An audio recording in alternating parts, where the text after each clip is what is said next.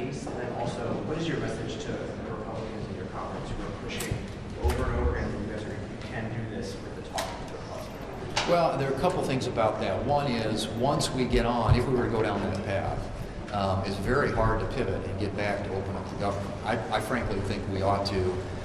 We need a deal to make sure that DHS, TSA, Coast Guard, FEMA, all those agencies are funded.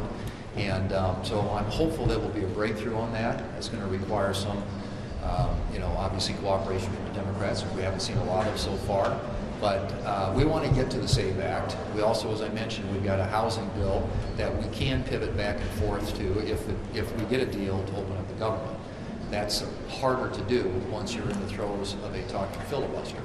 The talking filibuster issue is one on which there is not certainly a unified Republican Congress, and there would have to be.